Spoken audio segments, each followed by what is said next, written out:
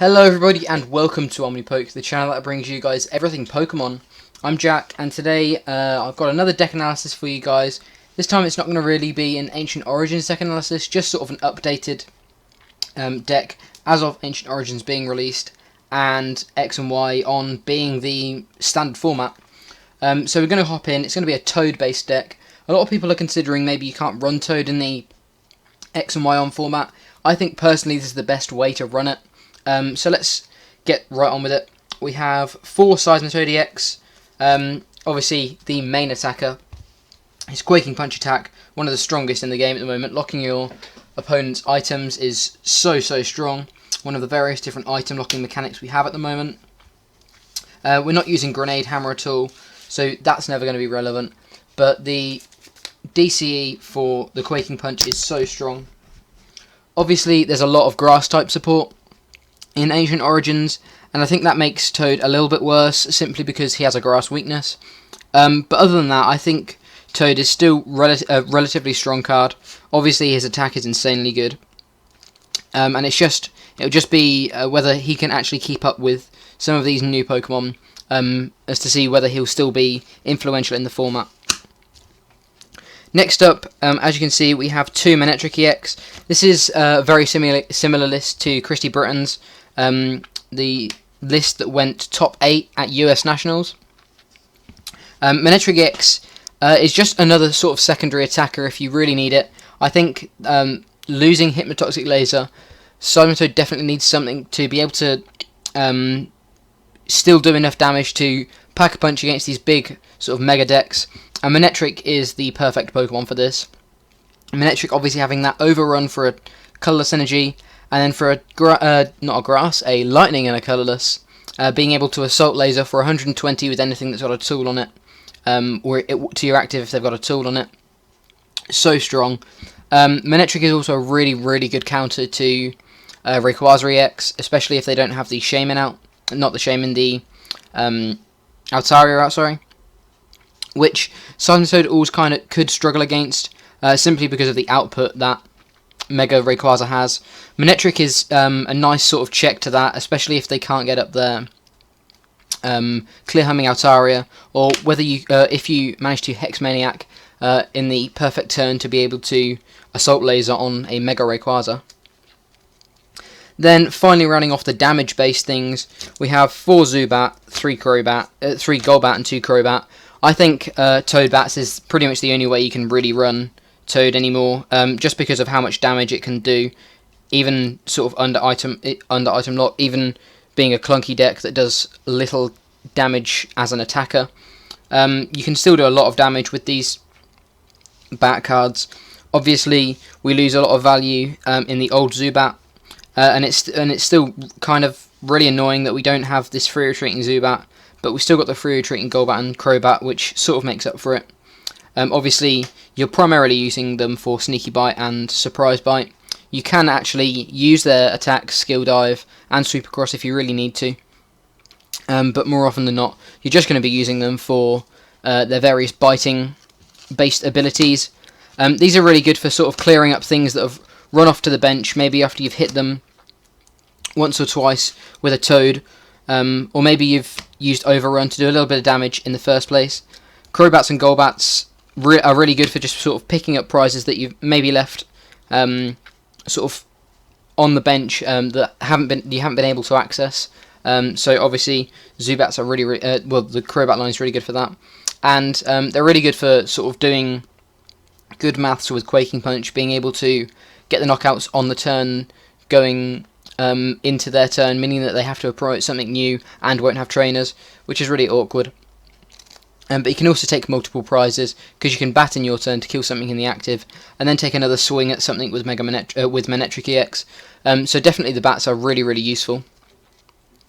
Rounding off the Pokemon, we have 2 Shaymin. Again, Shaymin is just everywhere at the moment. You're pretty much going to be running 1 or 2 copies of this in every deck you have. His setup ability is just so strong, letting you draw through your own item lock, not your own item lock, but draw through item lock yourself. Being able to discard a load of cards and still get cards without playing your supporter. Shaymin is just so useful, so don't expect this guy to be going anywhere over the next couple of years. Obviously, Sky Return is also a really useful attack if you have to start with it, because we're already running the DCEs, but Shaymin's primarily in here to be able to set up, just to draw you some extra cards. So moving on to the energy and trainers, we have, to start off, 4 DCE. Obviously, DCE is how you're powering up your Toads, and I suppose Shaymins if you really have to, but it's how you're powering up your Toads, so 4 is definitely really strong. And then, just for Manectric, we have 4 Lightning Energy. This also means that you can get through Enhanced Hammer, or decks that play Enhanced Hammer, and get through things like Mighty Shield, that block Special Energy, and still be able to hit them with Toad. Obviously, it takes a little longer to set up, in this case, but you can still, there are still ways of doing damage, which I think is really important, because I think Aegislash is definitely a really good deck going into, or a really good card going into X and Y on, because of the amount of special energy out there at the moment. Moving on to the trainers, we have, of course, 4 Sycamore. 4 Sycamore is in pretty much every deck at the moment, so don't expect any real changes there. Again, the same with 2 Lysandre. The 2 Lysandre is pretty much in all of my decks. You're going to run 1 no matter what, just because the card effect is really strong. And especially when paired with Seismitoad, you can Lysandre something up and sort of lock it there, because they can't use any switching cards, so they actually have to manually retreat or use some sort of ability to get out of the active, which can be really annoying if they don't have anything dedicated to that in their deck. We then have 2 Birch's Observations and 1 Shauna. I'm not overly keen on either of these cards, but I feel the deck really needs some shuffle draw, and I think these 3 work. This split of the 3 works quite well. You could run Ace Trainer if you know you're going to be going down a prize or 2 first, which I definitely could see, considering Seismitoad doesn't have all the output in the world. And you may want to perhaps swap 1 Birch for an Ace Trainer or something like that. I may try that as well. But I feel you should have 3 draw supporter, shuffle supporters of this sort of combination, just because they're all useful in different situations. But yeah, I feel the deck really needs some shuffle draw just to be able to not discard too many things early on, like DCEs and stuff, because you've only got 4 DCEs. There's no way of getting them back, and therefore it's really important to be able to find these DCEs or go through the deck without discarding them, which you really don't want to be doing. Rounding off the supporters, we have 1 Xerosic, 1 AZ, and 1 Hex Maniac. Xerosic is in here pretty much for when you get Headringered. If you're getting Headringer turn 1, you're really annoyed, because you can't then go for a turn 1 Quaking Punch. Xerosic gets you out of that situation. It also gets tools off them, which is really annoying, because you can sort of get their Spirit Links off of Rayquazas, Spirit Links off anything really, and then just attach something like a Headringer, which can be really annoying for them. So Xerosic definitely works on both sides of the field. Again, it can also get rid of Special Energy. Like I said earlier on, Special Energy is everywhere at the moment. So there's definitely a lot of uses for Xerosic, and I think 1 is definitely justified. AZ is pretty much just for the bats and the Shaymin, just for an extra 50 damage from a bat, or an extra few cards from the Shaymin. Again, if you start with something that you don't really want to be starting with, I suppose you could AZ turn 1, but there's going to be other supporters you're probably going to be looking for turn 1 anyway. And again, you can use it as healing on a Toad, but we have other healing mechanisms in the deck that I feel work better. So you're going to probably be prioritising your AZ towards a Shaymin or a Crobat line, rather than using it for healing. And then the Hex Maniac, obviously really good for getting through other item locks like Trevenant or Vileplume, that's what it's called. That it means that you can play your own trainers and sort of have a turn to catch up if you really need to, whilst still trainer locking them. Considering your trainer lock is attack based, they can't switch that off. So you can actually Hex Maniac on a Vileplume player and not worry about them playing their own trainers, because it means that because you're still attacking them, meaning that you're still sort of locking them of their own trainers. Odds are they're probably not going to have a lot of trainers anyway, but even so, it's not really a two-way loss for item lock decks, especially with the fact that Hex Maniac is only abilities and you're still locking with your attack.